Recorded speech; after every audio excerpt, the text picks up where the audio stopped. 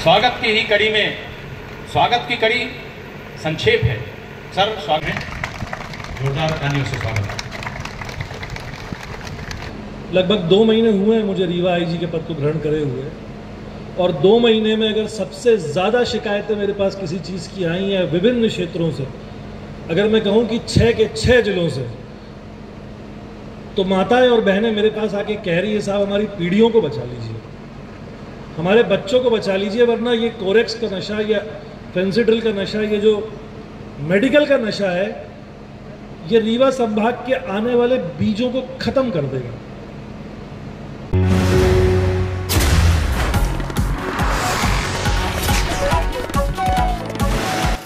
रीवा संभाग के लिए एक नई उम्मीद की किरण लेकर आए हैं आईजी गौरव राजपूत। उन्होंने नशे के खिलाफ निर्णायक जंग का ऐलान करते हुए साफ किया है कि अब रीवा संभाग में अवैध नशे का कारोबार नहीं पनपने दिया जाएगा। उनका स्पष्ट संदेश है, नशे के सौदागर अब नहीं बच पाएंगे।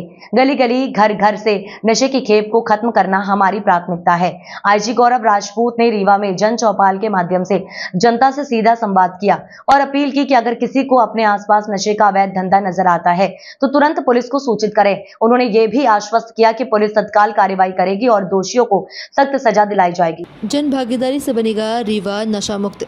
गौरव राजपूत ने कहा कि केवल पुलिस ही नहीं बल्कि क्षेत्र की जनता को भी जागरूक और सजग रहना होगा। अगर हम चाहते हैं कि आने वाली पीढ़ियां स्वस्थ, शिक्षित और संस्कारी बने तो हमें आज ही नशे के खिलाफ खड़ा होना होगा। आईजी ने माना कि पूर्व में कुछ हद तक स्थानीय प्रशासन की लापरवाही के चलते पूरी सफलता नहीं मिल सकी, लेकिन अब पुलिस प्रशासन ने जन भागीदारी के साथ एक मजबूत रणनीति बनाई। चौपाल, जागरूकता अभियान और मुखबिर तंत्र को सक्रिय कर नशे की जड़ों को उखाड़ने का कार्य किया। गौरव राजपूत के नेतृत्व में पुलिस की लगातार ताबड़तोड़ कार्रवाई से जनता में भरोसा बढ़ा है और पहली बार है जब रीवा संभाग में इतने मुखर और जमीनी स्तर पर काम करने वाले अधिकारी ने इस मुद्दे को गंभीरता से लिया है। नशे के खिलाफ इस मुहिम में आपका सहयोग भी जरूरी है। चुप मत रहिए, आवाज उठाइए और रीवा को बनाइए नशा मुक्त और संस्कारित समाज का उदाहरण। मेडिकल नशा में अभी तक रीवा में एक भी केस कहीं सुनाई नहीं देते थे, साइलेंट मोड में थे सर। जब से 2-3 महीने से आए, अखबारों की सुर्खियां देखिए, जन चर्चाएं सुनिए। मैं तो खुद वकील हूँ, कोर्ट कचहरी में देखता हूँ, रोज पकड़ के मेडिकल नशे वालों को, तस्करों को ले जाके रिमांड लेके पुलिस जाके कोर्ट में पेश कर रही है। किसकी बदौलत है? कितने लोग आए चले गए, लेकिन जो आज हो रहा है, जो 2 महीने में हो गया, 2 साल से 20 साल से नहीं हुआ। ऐसे महान सपूत जहां से आए हैं बिंद के इस महान भूधरा में, ऐसे सपूत को ये हम बुढ़ान हैं, हमारे से बुढ़ाऊं ना, उधर तो बहुत एक लड़कवा है यार ना दैया, एक माथे कहीं से काम न बनी कि चुपचाप बैठे। पहले तो आशीर्वाद देकर मेरा विनम्र अनुरोध है, मैं राजकुमार सिंह तिवारी, यहाँ से विनम्र, खड़े हो जाइए पहले सब लोग, आप लोग खड़े हो जाइए। इनको लगे कि कुछ लेके गए हैं, आपने कुछ दिया है, और हाथ आगे करिए, इस तरह करिए आशीर्वाद के मुद्रा में, और मेरे साथ एक लाइन बोलिए, आप लोग दिल से बोलिए।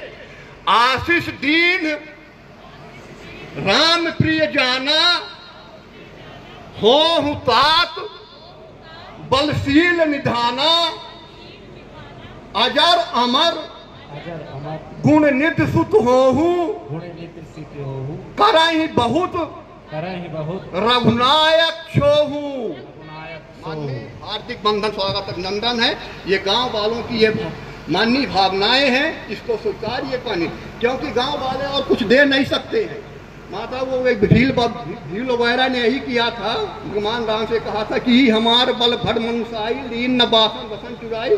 माननीय आपके आंसू में तैरता हुआ आंसू नहीं, ये भावनाएं हैं और हम लोगों के हृदय में उतर रही है श्रीमान। और हम आज एक बात चलिए फिर सबक लीजिए, साहब आए हैं नशा के लिए, सबक लीजिए। अरे यार तबियत से मैं हम माननीय आईजी साहब गौरव राजपूत को साक्षी मानकर कहते हैं कि हम अपने अंतिम सांस तक नशा और नशा के खिलाफ उनको समाप्त करने के लिए प्रयासरत रहेंगे और आपका भरपूर सहयोग करेंगे। धन्यवाद, जय हिंद। अरे बताइए वो समस्या तो ये है कि वहाँ पहले शराब की दुकान नहीं थी जी। 3 साल पहले शराब की दुकान खुल गई। इतनी बड़ी पैकारी, इतना बड़ा भ्रष्टाचार। एकदम हौली की जो दुकान है बस्ती से जुड़ी हुई है। आप उस दुकान के बारे में जो भी आप कह रहे हैं लिखित में दे दीजिए, मैं एक्साइज वालों से बात वो तो दे देंगे। और जब से हौली खुली कई अपराध हो गए। नशे की वजह से कुछ ने तो हत्या कर ली। एक पुत्र ने पिता को मार डाला सिर्फ नशे की वजह से। जी जी। इतने अपराध इतने हुए, जगह जगह पैकारी। इसके लिए थोड़ा कंट्रोल करिए। कल ही कर रहे हैं। सबसे बड़ा तो मनकवार में आपकी यहाँ पे होली खुली हुई है और हमारे गांव में 4 पैकारी चल रही है। इस नए ठेकेदार ने 4 पैकारी खोल दी है। मैंने अभी बताया ना, आप कल से अभियान हम शुरू कर रहे हैं, वो करेंगे। ये हर जगह की समस्या, तभी तो अभियान शुरू कर रहे हैं। अवैध पैकारी में और बाकी सब पे कार्रवाई करवाई। ऐसा काम था, इस साल 4 पैकारी खोल दिए हैं। एक तो गवर्नमेंट करवाई, मैं समझ गया, इंडिविजुअल समझ। और व्यापक क्षेत्र होने के कारण इस उपथाना को थाना में बयान किए जाने की मांग आम जनता द्वारा की गई है। ठीक है, मैं समझ गया आपकी बात। तमरा देश से मनिगमा की दूरी 25 किलोमीटर से ज्यादा है। कोई कैजुअलिटी हो जाए, कोई घटना हो जाए, उसकी एमएलसी और पीएम गंगेव पीएससी में होता है जिसकी दूरी 35 किलोमीटर है। मां से निवेदन है, हम लोगों की तहसील बूढ़ा है, हम लोगों का रूट बूढ़ा है। तमरा देश के लिए, मनिगमा के लिए कोई रूट नहीं है इस मार्ग से। इसलिए हम सब विनम्रता पूर्वक आपके संज्ञान में लाना चाहते हैं, आपकी नोटिस में लाना चाहते हैं और ये मांग खुद सौंपते हैं कि गुड़ थाना में हम लोगों को सम्मिलित किया जाए। जल में व्याप्त अवैध नशे के कारोबार पर कड़ाई लगाम लगाई जाए। तभी आए हैं यहाँ पे। बिल्कुल, आप तो इसी के लिए आए हैं जी। ये हम लोगों का परम सौभाग्य है कि आईजी स्तर का व्यक्ति पहली बार मंगलवार काम में धन्यवाद, आया है। थैंक यू इसके लिए सर, हम बहुत बहुत बात धन्यवाद। कर रहे हैं। तीसरा हमारा बिंदु है, आदरणीय चौथा बिंदु है जहां कॉलेज के और विद्यालय के छात्र छात्राएं जाते हैं। महिलाएं अमूमन आसपास के करीब 25-30 गांव का व्यापार का केंद्र है। महिलाएं खरीदारी के लिए आती हैं। गौरव राजपूत को साक्षी मान कर कहते हैं होकर के नतीरी अपने अंतिम श्वास तक, लिहाजा उसे बस स्टैंड से हटा करके अन्यत्र स्थानांतरित किया जाए। मैं एक्साइज वालों से बात करूंगा। और जी, तो क्या कहना, बस इतना कहना चाह रहा हूँ कि जो मुख्य 2 समस्याएं मुझे लगी, उन जो समस्याओं का निराकरण अकेले पुलिस का करना लगभग नामुमकिन है जब तक समाज उससे नहीं जुड़े। चाहे वो समाज में बढ़ते हुए मेडिकल नशे की बात हो, जैसा कि कॉमन टर्मिनोलॉजी यहाँ यूज़ करते हैं लोग, कोरेक्स, फेंसिड्रिल, इन सब की अवैध बिक्री, या जो साइबर फ्रॉड्स हो रहा है कि जगह जगह लोग जनता को ठगने में लगे हुए हैं और बेचारी भोली भाली जनता जो है उसको समझ नहीं पा रही है कि उससे कैसे निपटे। तो ये प्रयास, कोशिश की गई है जहाँ हम जनता के पास जा रहे हैं, जनता के समक्ष पे जा रहे हैं और उनको ये बताने की कोशिश कर रहे हैं कि इन 2 फ्रॉड से कैसे बचें। सर, ये अभियान निश्चित तौर से प्रभावशाली है। इसके रिजल्ट भी देखने को मिला है, इसका प्रभाव भी सामने आ रहा है। ये अभियान और कब तक चलेगा और इसका और क्या रूप? अभी तो हमारी पहली कोशिश ये है कि इसमें अधिक से अधिक लोगों को हम इन्वॉल्व कर रहे हैं। हमने एक सीक्रेट नंबर भी दिया है जिसपे जो भी इस तरह की गतिविधियों में संलिप्त है उनके नंबर, उनके फ़ोन नंबर्स, उनकी गाड़ियों के नंबर्स हमको प्रदान करें। जैसे जैसे अभियान आगे बढ़ेगा वैसे वैसे हर रोज़ आप देखेंगे कि पिछले 2 महीने से जब से मैं आया हूँ, मैंने कोशिश करी कि हर रोज़ किसी न किसी थाना क्षेत्र या चौकी क्षेत्र में मेडिकल नशे के खिलाफ कार्रवाई हो रही है और अपराधी पकड़े जा रहे हैं। इसको और बढ़ाएंगे, जो लोग इसको करने के पीछे वाले रियल माफिया से उन तक पहुंचेंगे और उनको बेनकाब करेंगे और जनता को अधिक से अधिक सहूलियत दिलाने की कोशिश करेंगे। सर, अभी आपने एक मंच में बोला है कि 6 जिलों में, जोन के 6 जिलों में एक हम हर नशे के खिलाफ अभियान छेड़ने जा रहे हैं और उस पर बड़ी कार्रवाई आपको देखने को मिलेगी। जी, वो कार्रवाई कैसे रहेगी? देखिए, कल अभी हमने इस बात को कल बहुत डिस्कशन के बाद महसूस किया है कि जनता ये भी बोल रही है कि गाँव-गाँव में अवैध शराब का परिवहन हो रहा है। उस अवैध शराब के परिवहन के विरुद्ध ही हमने एक दिनी अभियान कल लगाया हुआ, जिसमें समस्त 77 थाने जो हमारे 6 जिलों के और जितनी 60 से ऊपर चौकियां, वो सारे के सारे लोग एक दिन में अवैध पैकारी के ऊपर कार्रवाई करेंगे। कल देखते हैं इसका क्या रिजल्ट है। सर, एक पुलिस कमी की बात है, ये तो कमी पूरे जिले में, पूरे संभाग में कह सकते हैं, लेकिन मनगवा में विशेष है। हम आपसे अपेक्षा करते हैं कि मनगवा और मनकवार के लिए क्या करने जा रहे हैं सर? जब हमें पुलिस मुख्यालय से बल प्राप्त होगा तो बल को उसी संख्या अनुपात में, जिस अनुपात में अपराध घटित होते हैं उसके संख्या अनुपात में विभिन्न चौकियों को, सिर्फ मनिकवार ही नहीं बाकी जो क्षेत्र है उनको भी बांटेंगे तब तक मुझे लगता है कि बचपन से हमें एक बात हमेशा सिखाई गई है पुलिस की नौकरी में जब से आए हैं कि जब बल नहीं हो तो आत्मबल से काम चलाना चाहिए।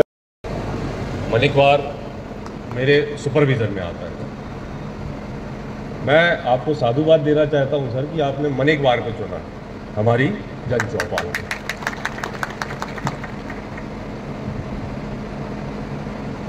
आज जो सर ने दिन चुना और आप लोग ने भी मेहनत किया, कई लोगों तक ये बात पहुंचाई कि ये लड़ाई आईजी साहब की अकेले नहीं है, आपको भी साथ में खड़ा होना। आईजी साहब ने एक पैम्पलेट के माध्यम से आपको कुछ नंबर दिए,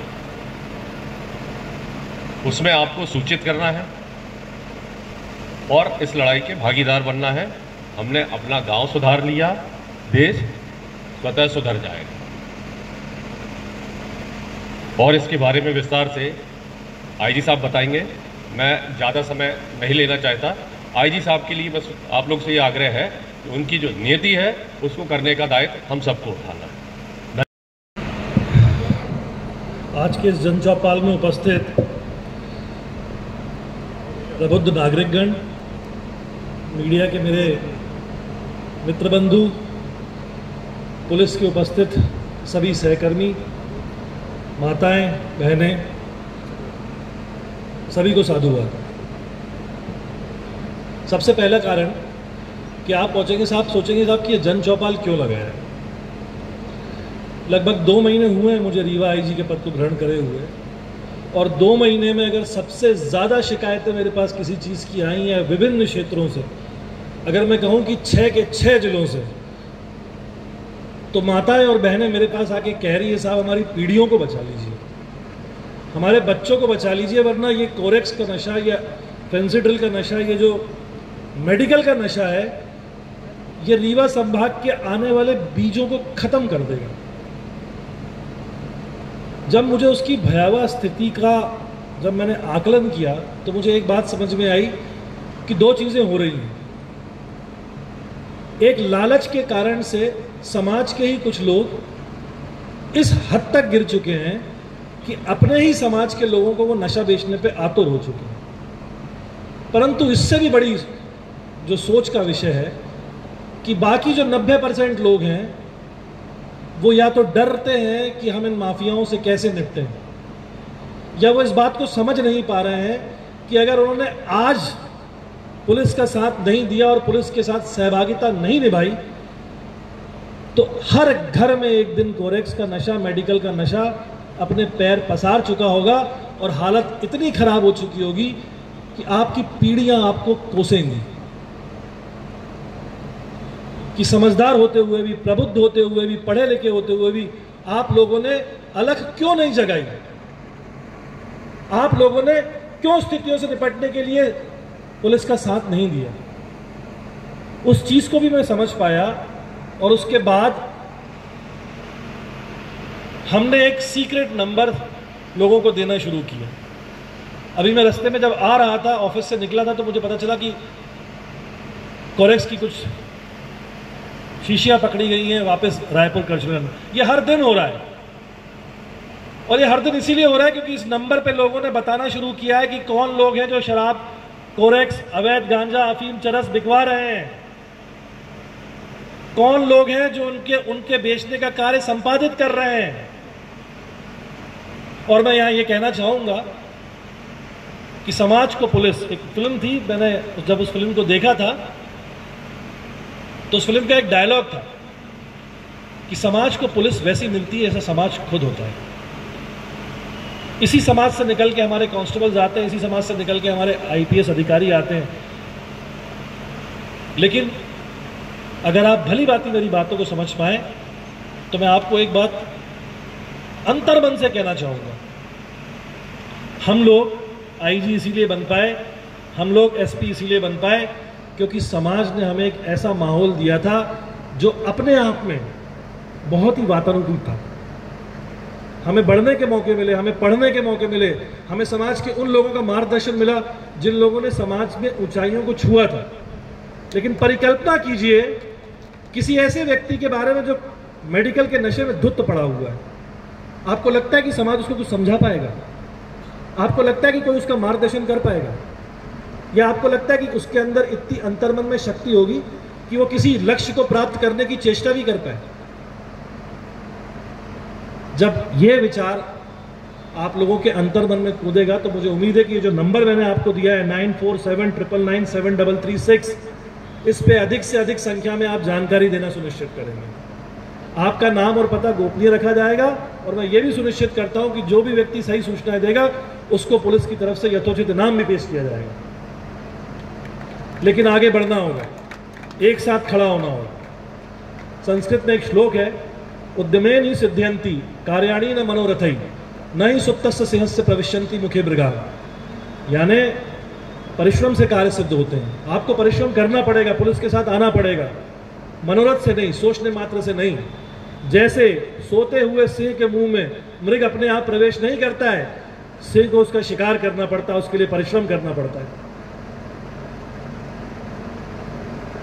तो इस बात को मैं अपनी वाणी को यहाँ विराम दूंगा कि इस जो पैम्फलेट आपको दिया है इसको अधिक से अधिक लोगों तक पहुँचाएं, इसके बारे में बताएं और इस नंबर पे आप सूचनाएं दें कि कौन वो लोग हैं जो मेडिकल का नशा बिकवा रहे हैं, खरीद रहे हैं और बेच रहे हैं।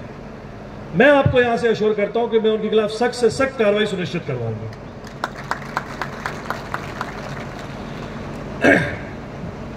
यहां हमारे पुलिस के सहकर्मी भी उपस्थित हैं। हो सकता हो अभी तक किसी ने इस बारे में ध्यान देने की कोशिश ना की हो या ये समझाओ कि ये तो बहुत वृहद प्रॉब्लम है, लेकिन आप सबको भी ये समझना पड़ेगा कि अधिक से अधिक संख्या में आप लोगों को प्रकरण बनाने अब शुरू करने पड़ेंगे और इसकी मॉनिटरिंग मैं खुद करूंगा कि जिस चौपाल पे मैं गया हूं वहां के पुलिस थाने ने कैसी कार्रवाई करी है। जो पुलिसकर्मी अच्छी कार्रवाई करेंगे, विवेक, उनको हम लोग प्रशंसा देंगे और जो पुलिसकर्मी कहीं भी 1% भी अगर मुझे न्यूज़ आई कि अगर वो कहीं भी पर भी या तो इस और देख नहीं रहे हैं या उनकी 1% संलिप्तता है, आप इंश्योर मानिएगा कि वो पुलिसकर्मी फिर उस थाने में नहीं रहेगा।